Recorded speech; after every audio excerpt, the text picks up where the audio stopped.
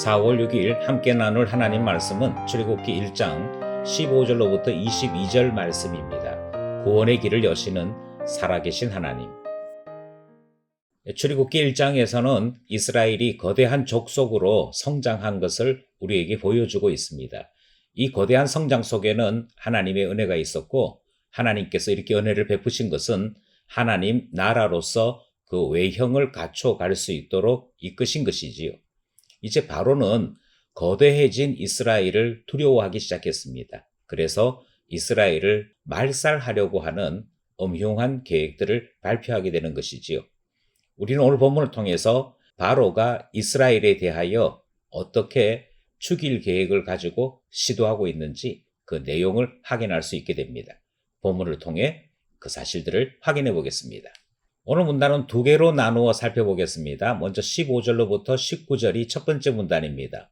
애굽 왕이 히브리 산파 시브라라 하는 사람과 부하라 하는 사람에게 말하여 이르되 너희는 히브리 여인을 위하여 해산을 도울 때에 그 자리를 살펴서 아들이거든 그를 죽이고 딸이거든 살려두라. 그러나 산파들이 하나님을 두려워하여 애굽 왕의 명령을 어기고 남자 아기들을 살린지라.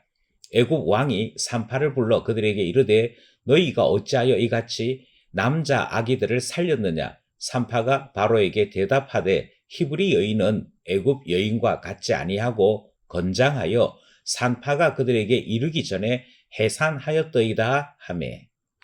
어제 본문에서 바로는 이스라엘 사람들에게 힘든 일들을 자꾸 시켜서 그들을 핍박하는 일까지 우리가 살펴보게 되었지요.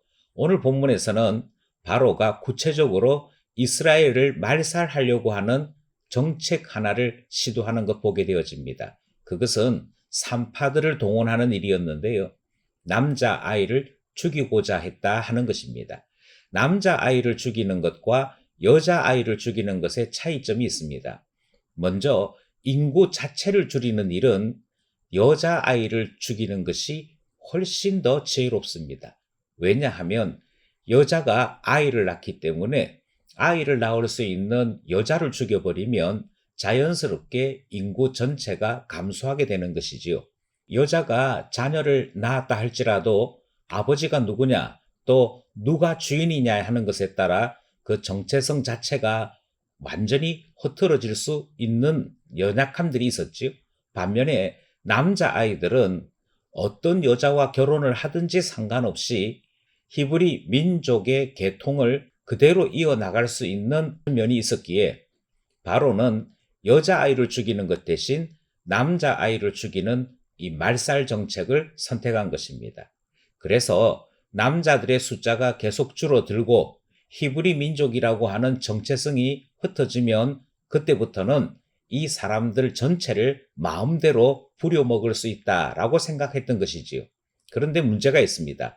오늘 본문을 보니까 이 일을 도와주어야 될 히브리 산파 두 사람, 특별히 시브라라 하는 사람과 부하라 하는 사람들이 바로의 말을 듣는 것 같이 하면서도 실제적으로는 하나님을 더 두려워했다라고 성경이 말씀하고 있습니다. 그래서 거짓말을 하게 되는 것이지요. 그들이 말을 하기를 히브리 여인들은 애굽 여인과 달라서 대단히 건장했다. 그래서 산파가 도착하기도 전에 이미 해산했더라. 남자아이를 죽일 기회가 없었다라고 말하게 되는 것이지요. 이로써 바로의 첫 번째 이스라엘 말살 정책은 실패로 끝이 나게 되더라. 여기까지 첫 번째 문단 내용입니다. 둘째 문단은 20절에서 22절입니다. 하나님이 그 산파들에게 은혜를 베푸시니 그 백성은 번성하고 매우 강해지니라. 그 산파들은 하나님을 경외하였으므로 하나님이 그들의 집안을 흥왕하게 하신지라. 그러므로 바로가 그의 모든 백성에게 명령하여 이르되 아들이 태어나거든 너희는 그를 나일강에 던지고 딸이거든 살려두라 하였더라. 둘째 문단 20절 21절은 하나님을 두려워했던 산파들이 그 끝이 어떻게 되었는가 하는 것에 대해 말씀하고 있죠. 하나님께서 은혜를 베푸셨다라고 되어 있고 이스라엘 백성은 여전히 하나님의 보호하심 아래 번성하고 더 강해졌다라고 하는 말씀을 우리에게 전하고 있습니다. 산파들이 하나님을 경외하니 하나님께서 그들의 집안을 흥왕케 하시더라 하는 내용이 이 사건의 결말이 되어지는 것이지요. 그런데 이 결말은 바로로 하여금 또 다른 말살 정책으로 전환하게 만들었습니다. 22절에는 남자아이는 모두 나일 강에 던지도록 해서 그를 죽이고자 했더라 하는 것입니다. 이처럼 바로는 계속해서 이스라엘 말살 정책을 추진하는 중에 있지요. 이처럼 바로는 잔인하고 혹독한 정책으로 이스라엘을 말살시키려고 합니다. 하나님께서 이처럼 악한 정책에 대해 어떻게 일하시는지는 내일 본문을 통해 살펴보게 되는 것이지요. 바로는 두 번에 걸쳐서 이스라엘을 말살하려고 온갖 수단과 방법을 가리지 않더라. 그 내용이 담겨 있는 오늘 본문 말씀이었습니다. 본문 말씀을 따라 세 가지 기도 제목 함께 나누기 원합니다. 첫 번째는 바로는 이스라엘이 말살되기를 원해서 아들을 죽이는 악행을 저지르지요. 어디 이스라엘뿐이겠습니까? 하나님의 자녀들에게도 역시 불같은 시험이 있을 수 있습니다.